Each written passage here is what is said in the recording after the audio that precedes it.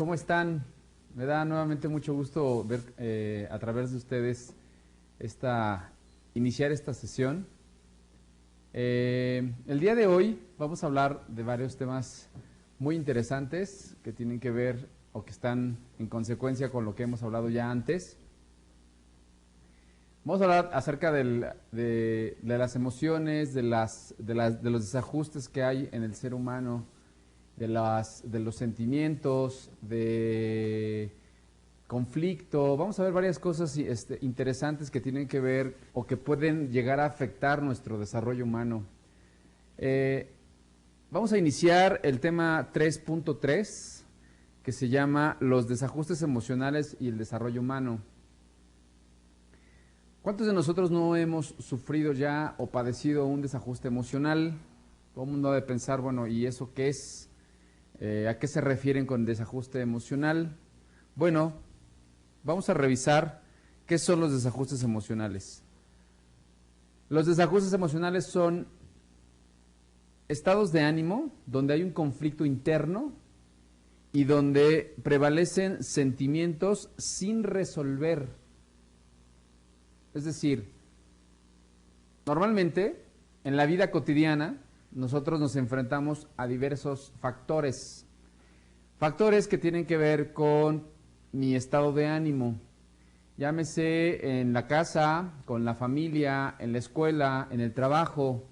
En general, cuando vamos caminando hacia la calle, etcétera, nosotros estamos influidos por una serie de factores que llegan a afectar nuestro estado de ánimo. Entonces, los desajustes emocionales tienen que ver un poco entonces, con el conflicto que tenemos interno sin resolver. ¿Cómo cuáles? Seguramente muchos han padecido algo relacionado con esto. Angustia, tristeza, ansiedad o remordimiento de conciencia. Son como esos tipos de cosas que no nos hacen estar tranquilos, que no nos hacen estar en paz con nosotros mismos y que estamos pensando constantemente todo ese tipo de conflictos que nos agobian, que nos llenan de ansiedad o de angustia y que de repente no sabemos cómo resolver.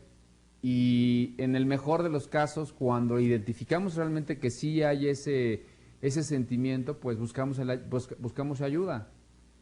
Y al buscar ayuda no necesariamente significa ir a una consulta psicológica profesional, aunque bueno, pudiera ser, digo, todo el mundo tiene todo ese derecho de hacer.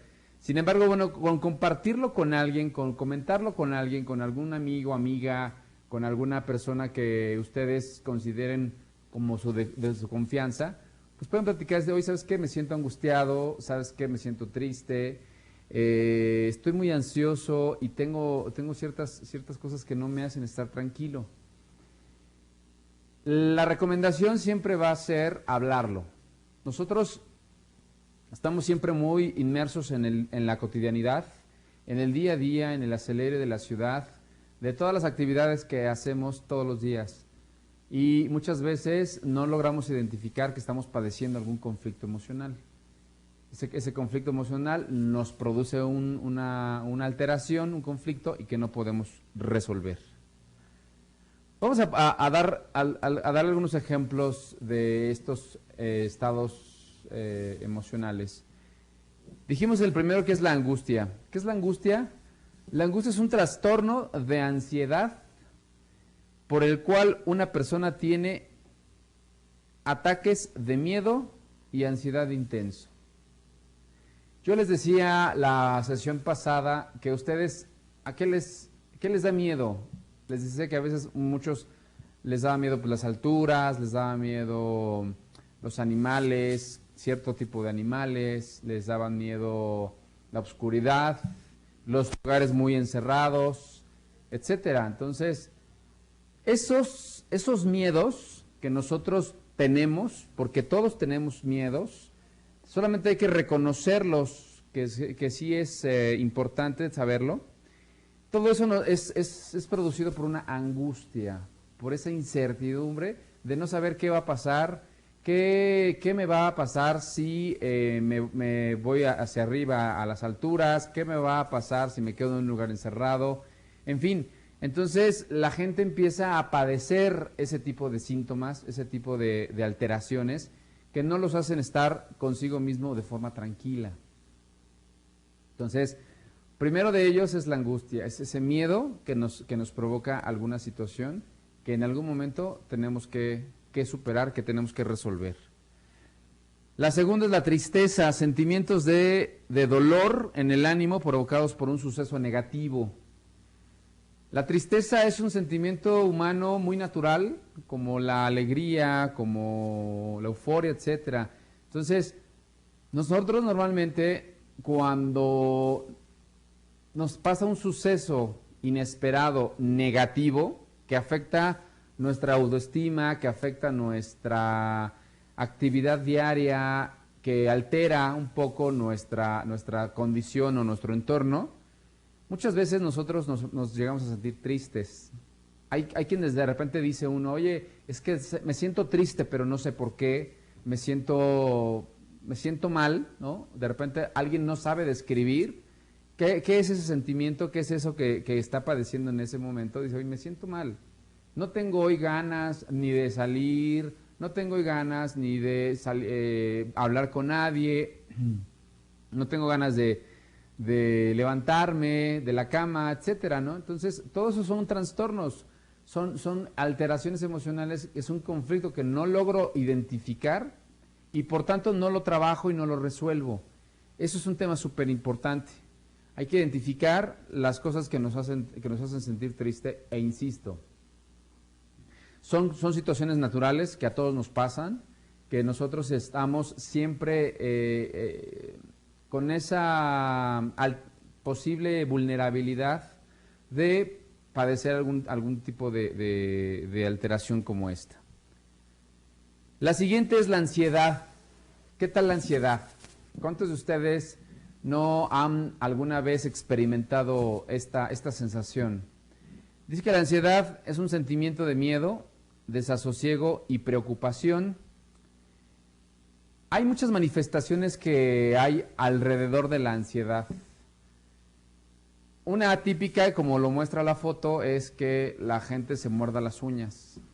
De repente ellos lo hacen de manera inconsciente. Tú estás ansioso y tu cuerpo reacciona de alguna manera.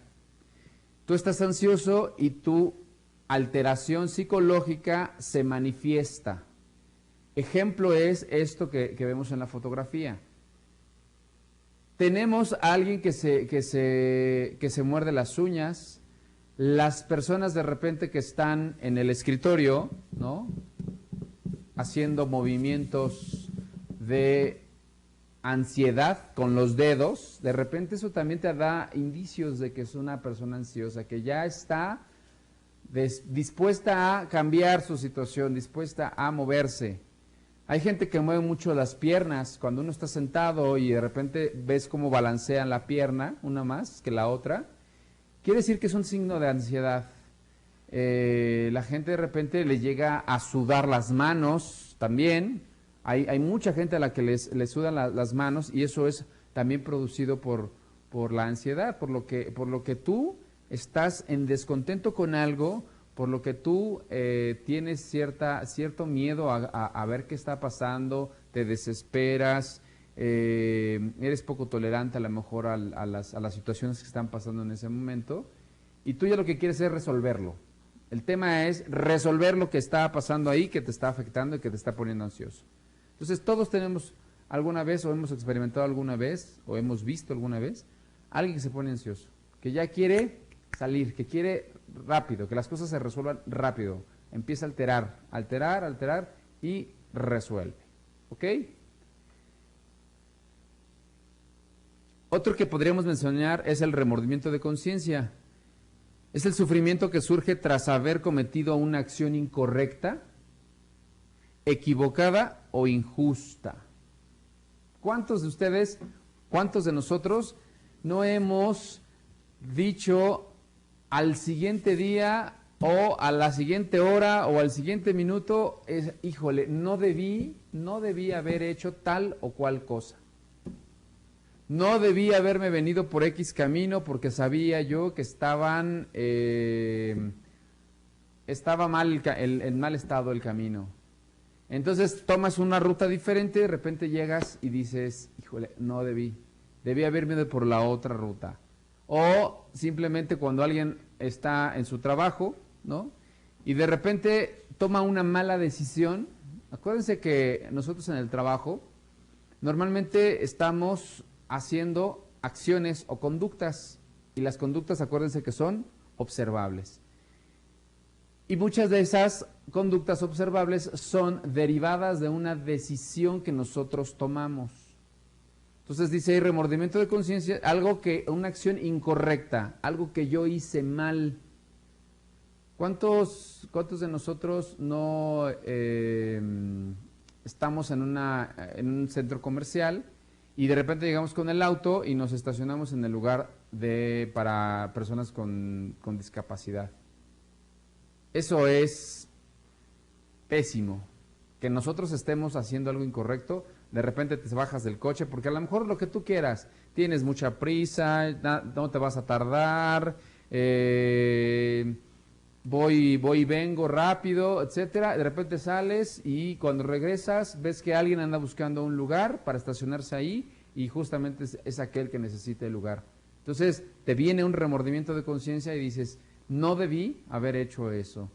Entonces, normalmente el ser humano estamos retando todos los días y a todas horas nuestra mente, nuestra capacidad de resolver los problemas. Acuérdense que yo les decía que nuestra definición, o la definición que yo propuse de inteligencia, es la capacidad del ser humano para resolver problemas cotidianos. Esa es una definición que tendríamos nosotros que entender por inteligencia. Entonces, todos los días, a cada hora, a cada instante, nuestra inteligencia se pone a prueba. Sabemos qué es correcto y qué no es correcto. Y cuando no es algo correcto y lo hacemos, hay quienes tenemos insisto, al siguiente minuto, al siguiente día, a la siguiente semana, ese remordimiento de conciencia de decir, no debí haberlo hecho. Entonces, te vienen culpas, te vienen sentimientos que no puedes resolver tan fácilmente. Y que también justo es muy válido comentárselo a alguien y decir, oye, mira, hice tal y cual cosa, de lo cual hoy me arrepiento de haberlo hecho. Creo que muchos de los que me están escuchando y viendo, seguramente han padecido algo por el estilo. Entonces, la recomendación es, piénsenlo, si no 2, 3 o hasta 10 veces, si es necesario, antes de hacer cualquier tipo de acción. ¿Ok? Muy bien.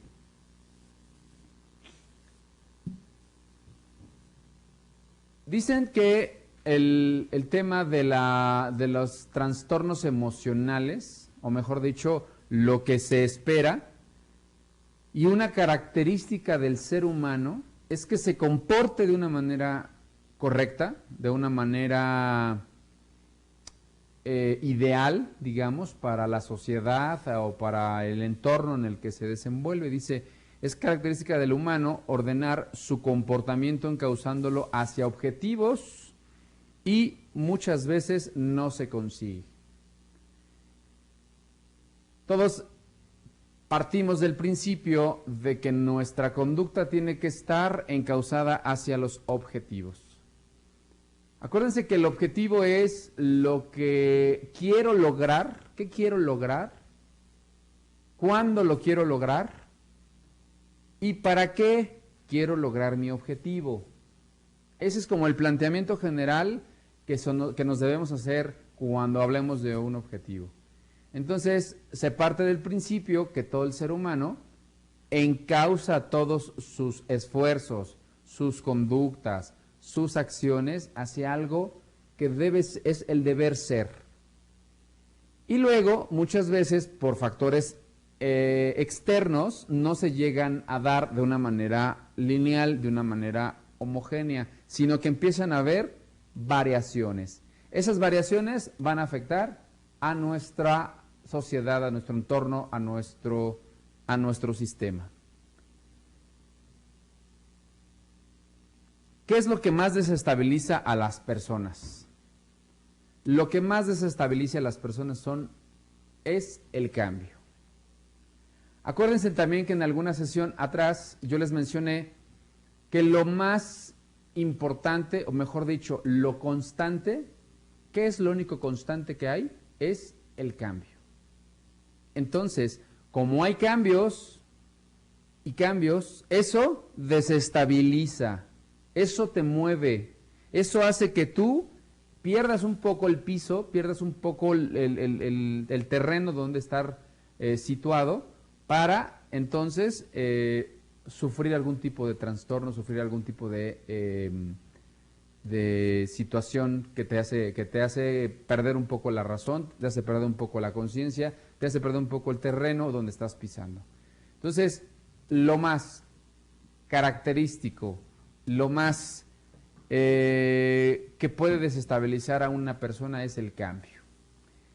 Acuérdense que ¿por qué la gente no cambia? La gente no cambia por tres cosas. La primera, por falta de información, no está informada qué va a pasar con ese cambio y le produce miedo, le produce desconcierto, le produce ansiedad. Dos, la gente no cambia porque no está informada de lo que va a pasar. Y tres, no puede cambiar por la actitud. Por actitud la gente no cambia. Simple y llanamente. ¿Se acuerdan una de las clases anteriores que era la actitud? La actitud es el valor o es la característica genuina que tú como individuo das para servir a otra persona. Mi actitud es esa característica de personalidad que se manifiesta a otro para dar su ayuda. O no, su ayuda o no.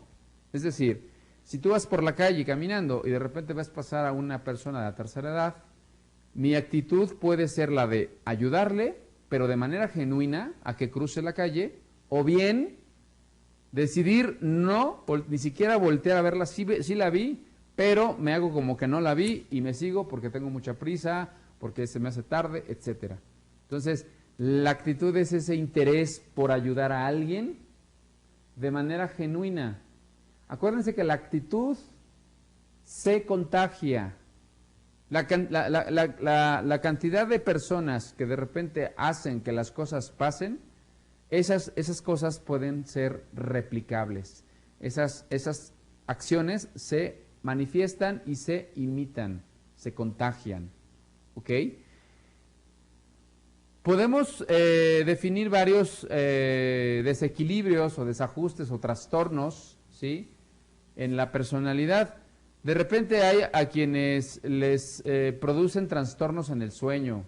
¿Cuántos de nosotros de repente por la misma angustia, por los mismos desajustes que tenemos en nuestra vida, no podemos conciliar el sueño? Y estamos allí todas las noches tratando de ver el reloj a que llegue la hora de levantarnos, porque entonces no podemos dormir. Vienen cambios o desajustes en el sueño, en el trastorno del sueño, y donde nosotros somos los primeros interesados en que eso se resuelva, porque es horrible no conciliar el sueño. Que tú sepas que es un horario para poder dormir y que al final llegues y no pase nada. Que al final llegues y las cosas, el reloj esté, ¿no? El típico que escuches el reloj, las manecillas del reloj, ¿no? Y tú estás sin poder dormir, sin poder conciliar el sueño. Eso es lo más lamentable que podemos experimentar cuando nuestro horario de sueño te indica que debes de dormir. Entonces pueden haber alteraciones en el sueño, pueden haber alteraciones en la alimentación. Nuestras alteraciones emocionales llámese tristeza, ansiedad, angustia, remordimiento de conciencia, pueden también manifestarse a través de alteraciones en nuestra alimentación. ¿Cuántas personas no han sabido que de repente por tener cierta ansiedad empiezan compulsivamente a comer y están todo el tiempo comiendo, todo el tiempo la comida chatarra, las hamburguesas, las papas, los refrescos, cualquier cantidad de alteraciones en tu metabolismo, alteraciones en tus conductas o en tus hábitos alimenticios? Cuando eso está ocurriendo es cuando tenemos que tener nosotros esa capacidad de estar alertas, siempre alertas a este tipo de cosas. Yo creo que la mayoría de las personas que nosotros conocemos o con las que tratamos están siendo, lo primero que te dicen, ¿no? Cuando te ven, oye, te veo bien, sí, y después de un tiempo que no te ven, te dicen, oye, te veo bien, oye, te veo más delgado, o te veo más llenito, o qué te pasa, qué es lo que tienes, ¿no? Muchas veces las personas que nos ven, las personas con las que convivimos, son las primeras que se dan cuenta acerca de esos cambios. De repente llegas a la oficina y dices, oye, ¿qué pasó? ¿No dormiste bien? ¿No dormiste nada? Se te ve una cara de que no dormiste absolutamente nada, o dormiste muy mal. O insisto, las alteraciones alimenticias son muy, muy, muy claras, muy transparentes y se pueden observar de manera muy, muy fácil, muy sencilla. En fin, otro tipo que en general lo que ocurre con nuestras afecciones o con nuestras alteraciones emocionales es que nuestro ritmo de vida cambia. Yo estoy 100% convencido que aquellas personas que no administran de forma correcta las actividades en el día, porque acuérdense, lo que se administra son las actividades, no el tiempo. El tiempo sigue su marcha, el tiempo no lo vas a poder controlar. Lo que sí puedes controlar son tus actividades, lo que tú asignes a cada una de las horas que tiene el día. Yo decidir qué voy a hacer de tal a tal hora, qué voy a decidir de tal a tal hora. Entonces, cuando viene un desorden a nivel ritmo, que no sabes qué hacer primero, ni qué vas a hacer mañana, ni asignar prioridades, ni nada de eso, entonces es cuando tu ritmo de vida se altera, cuando ya no tienes esa tranquilidad o esa calma y que no puedes disfrutar las cosas importantes. Acuérdense, es bien, bien, bien necesario que todo el ser humano tenga esa capacidad de administrar sus actividades durante el día para que tenga tiempo para todo.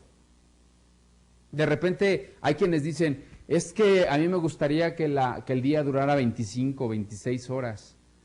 No, o sea, eso no. Tienes más bien tú que saber darle prioridad a lo que haces en el día y asignar actividades muy concretas, muy específicas a cada hora en el día, ¿sí? Entonces, ¿hay cambios? Sí, muchos, todos los días, a cada hora, a cada instante hay cambios, y lo que es relevante en este tema resaltar es que tú tengas la capacidad de adaptarte a esos cambios, de que no te afecten los cambios, que por grandes que parezcan, tú llegues a afectarte. Al contrario, toma el cambio, acepta el cambio, adáptate a él, y en función de la rapidez con la que te adaptes a ese cambio, en esa función vas a poder tú estar más tranquilo, emocional, sentimental, mental, psicológicamente. Solamente esa es la recomendación que yo les haría. Quiero nada más mencionar rápidamente, muy general, aquí me salieron algunos temas de psicología, que te habla acerca de los tipos de personalidades que tenemos. Ya dejamos un poco lo de las afecciones o lo de las alteraciones emocionales, pero va muy de la mano temas como las personalidades. Ustedes han oído hablar de la personalidad paranoide, ¿no? La persona paranoide proyecta sus propios conflictos y hostilidades hacia otros. Sus conductas llegan a ser agresivas. Proyecta, o sea, lo que yo siento, lo que no me gusta, lo que a mí me inquieta, lo proyecto en el otro. Y como lo proyecto en el otro, mis conductas llegan a ser agresivas. Ese tipo de personalidad es muy característico por esas cosas que les cuento. La otra, personalidad esquizoide. Son personas o personalidades introvertidas y solitarias, emocionalmente frías y socialmente distantes. Obviamente este tipo de personas pues son personas que de repente pues necesitan una ayuda psicológica o psiquiátrica porque están pues solas, solitarias, quieren estar muy solas, quieren estar aisladas, quieren que nadie las moleste y bueno, empiezan a fantasear, empiezan a inventar cosas que de repente pues eso necesita un tratamiento. La personalidad histriónica o histérica buscan de un modo notable llamar la atención. ¿Cuántas veces no hemos encontrado nosotros en la calle, no sé, en un centro comercial, en cualquier parte, gente que le gusta llamar la atención? Gente que grita, gente que se expresa de una manera muy llamativa, porque lo que quiere es que toda la gente lo volteen a ver para que realmente vean que existe, ¿no? Entonces rayan en la exageración y empiezan a tener bastantes actitudes de llamar la atención.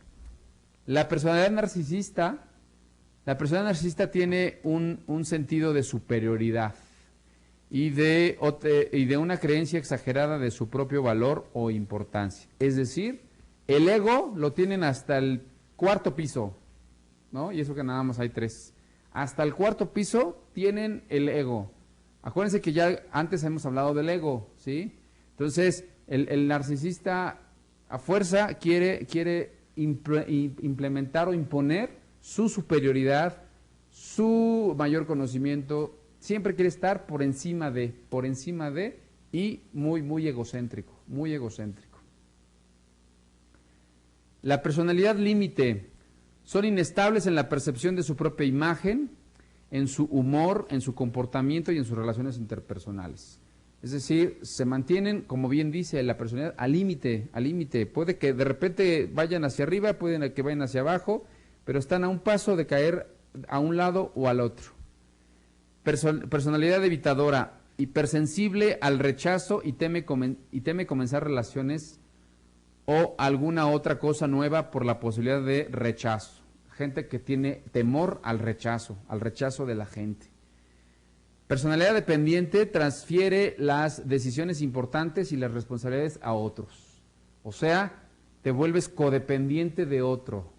Tú, antes de dar un paso, siempre estás preocupado de saber qué piensa el otro. Te vuelves dependiente de alguien para que tomes tus decisiones, tienen que ser a través del otro. Personalidad pasiva-agresiva tienen como objetivo encubierto controlar o castigar a otros. Es con frecuencia expresada con demora, ineficiencia y mal humor. ¿Cuántos de ustedes no han visto a gente de mal humor todo el tiempo? Acuérdense de la inteligencia emocional. El hecho de que una persona se muestre para contigo de mal humor, agresiva, hostil y tal, tú decides si quieres o no quieres participar en su juego. Tú decides si quieres o no quieres estar en la misma sintonía que ellos. La inteligencia emocional, acuérdense, es la capacidad que tienes para poder manejar tus emociones en las relaciones interpersonales de todos los días. Entonces, no pasa ahí nada. Y por último, vamos a mencionar la personalidad obsesivo-compulsiva. Son formales, fiables, ordenadas, metódicas, pueden adaptarse a los cambios, son cautos y analizan todos los aspectos de un problema. Por ahí me acordé ahorita de una película que se llamaba Mejor Imposible, con Jack Nicholson. Si no la han visto, se las recomiendo. Ahí viene clarito, clarito, un ejemplo de una personalidad obsesivo-compulsiva. Es el señor súper metódico, súper ordenado. El closet lo tiene así todo en orden, todo ordenado por colores, ¿no? Del más oscuro al más claro. Los zapatos también súper ordenados. Los calcetines, las cosas que están en su casa, ¿no? En la cocina, tienen que ir de una forma. No quiere pisar las rayas ni siquiera del piso. En fin, ¿no? O sea, te rayas en la exageración de tu trastorno de esa personalidad, ¿no? De quererte lavar las manos 50 veces al día, de salir de tu casa y cerrar todo, asegurarte de cerrar todas las ventanas, y sales de tu casa y regresas para ver si es cierto que sí las cerraste. Esa es ya una exageración, y hay gente que las hace, ¿eh? Si no, vean la película que les digo y van a ver. Muy bien. Ese fue el tema 3.3. ¿Sí? Vamos a ver ahora el tema 3.4. El tema 3.4 nos dice que es los contenidos mentales y el desarrollo humano. ¿Qué son los contenidos mentales? Los contenidos mentales se dividen en dos: los contenidos conceptuales y los contenidos no conceptuales. Vamos a ver el primero. El primero es, el contenido conceptual es el contenido semántico que podemos encontrar en palabras, expresiones y sentencias de un lenguaje. Es decir, todo lo que me creo, todo lo que deseo y todo lo que recuerdo. Esos son los contenidos conceptuales. Voy a explicar un poco. Desde la niñez, todos empezamos a aprender. Quedamos que era el aprendizaje, ¿se acuerdan? El aprendizaje es la capacidad del ser humano de que, derivado de una serie de repeticiones constantes, adquieres un nuevo conocimiento permanente a través del tiempo. Entonces, nosotros desde pequeños estamos todo el tiempo aprendiendo, ¿sí? Desde que nacemos hasta que nos morimos, estamos constantemente aprendiendo. Bueno, derivado de ese aprendizaje que vamos teniendo conforme nuestro desarrollo humano a través de la vida, vamos todos generando creencias de algo o de alguien, y nos hacemos un concepto de ellos. Por ejemplo, yo les decía también que todas las empresas tienen su marca personal.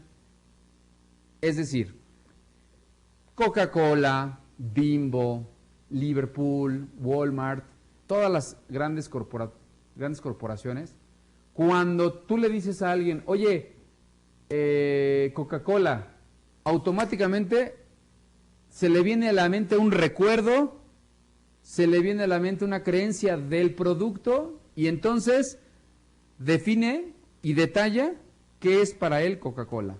Entonces a unos les vendrá, oye, pues yo es refrescante, es ligera, es rica, etcétera. Cuando tú dices Bimbo, normalmente también Bimbo te viene en la imagen una marca, y de esa marca se derivan creencias, se derivan conceptos. Nosotros como personas estamos también obligados a generar una marca. ¿Cuál es mi marca personal? ¿Qué es lo que a mí me hace diferente a los demás? ¿Y qué es lo que en mí ven los demás? Normalmente nos acercamos con las personas con las que convivimos todos los días y aparentemente creemos que todo está bien, que nos llevamos bien, que le caemos bien, que pues hay una relación armoniosa. Sin embargo, si nosotros le preguntáramos qué piensa de nosotros, en automáticamente se le va a venir un concepto, se le va a venir una creencia y un recuerdo de nosotros, de algo que antes o en ese momento estamos haciendo o dejando de hacer. Ese es justamente el contenido conceptual. Lo que yo me creo que soy y lo que el otro se cree que es. Acuérdense, no se crean todo lo que piensan. No necesariamente lo que piensa sea una realidad. Hay que tener mucho cuidado con el tema. Acuérdense que se venden percepciones, acuérdense que somos percepción 100% de que las cosas no son lo que parecen. Hay que tener mucho tacto, mucho cuidado en relación a lo que yo creo, a las creencias que tengo, a las creencias que otros me han hecho saber, ¿no? ¿Cuántos, yo les preguntaré, ¿en qué creen ustedes? ¿Crees en la familia? ¿Crees en la religión? ¿Crees en la política? ¿Crees en la amistad? ¿Crees en el conocimiento? ¿En el desarrollo? ¿Y qué concepto tienes de cada una de esas cosas que yo te decía? ¿Sí? Cada uno tiene sus conceptos bien desarrollados. Ayer justamente estaba yo dando una conferencia, un curso, y yo les hacía preguntas. Yo les digo, oigan, perdón, pero yo soy bien preguntón. Les decía, a ver, ¿qué significa ser eficiente? ¿Qué significa ser eficaz? ¿Qué significa motivación? ¿Qué significa tal? O sea, seguramente, o mejor dicho, así lo vi, todos tenían un concepto o intentos de conceptos, ¿no? La posibilidad de poder nosotros describir un concepto, eso es lo importante. Normalmente tenemos la idea, normalmente tenemos el recuerdo, la idea, pero luego para poderlos pasar a expresar eso es bien difícil. Entonces ayer como que todo el mundo me decía, yo creo, yo pienso, para mí tal, y como que muchos como que decían, no, pues quién sabe, ¿no? O sea, hay que tener muy claros los conceptos, la idea que nosotros percibimos o tenemos muy clara. Dice que la manera como cada sujeto comprende, conoce o representa el mundo y que todo contenido es proporcional. Ahí yo puse un dibujo que decía que a partir de la relación entre la manera de especificar el contenido y la posesión de conceptos, se ha afirmado que todo contenido mental es conceptual. O sea, todo lo que yo me creo, todo lo que hay en mí, son conceptos. Conceptos, marcas, conceptos, definiciones, conceptos. Insisto, lo venimos desarrollando a través del tiempo. A cada quien nos van a dar significados diferentes, conceptos totalmente, definiciones de los conceptos totalmente diferentes. ¿Ok? El otro contenido es el contenido no conceptual. Ese es más cualitativo. Es decir, te habla acerca de la percepción subjetiva. El primero es objetivo, algo real, algo que yo creo, algo que yo siento que es mi idea. Y el otro, el no conceptual, es lo que a mí me parece que es, supongo que es. Es decir, son llamados habitualmente estados cualitativos, ya lo mencioné. Es evaluado como adecuado o inadecuado. Tú tienes una idea, tú tienes una creencia, tú tienes una imagen y tú lo evalúas y dices si es adecuado o no, de acuerdo a las cualidades que tú le asignas al objeto, de acuerdo a las cualidades que tú le asignas a las personas. De esa manera es como nos la pasamos evaluando nosotros. Son conceptos, contenidos no conceptuales.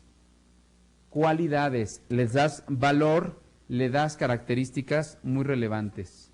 Ejemplo, creencias, deseos y esperanzas. Uno puede ver más matices de color de los que puede nombrar. En el anterior, en el conceptual, teníamos como muy claro qué nombre darle a cada cosa. Mi definición, mi concepto. En este no. En este yo puedo ver más allá de lo que realmente es. Si ustedes observan la lámina, ustedes,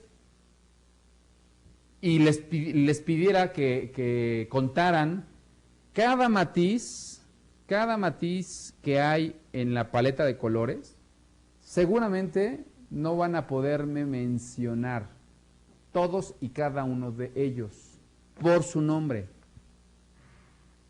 Cada matiz tiene un nombre y está representado por algo, pero a nosotros nos cuesta mucho trabajo analizar cada uno de ellos. Más bien vemos el concepto, todo digamos la paleta de colores que viene ahí, más sin embargo lo que nosotros necesitamos es, insisto, lo que reconocemos son las cualidades del color y cada quien elige un color que más le gusta, ¿no?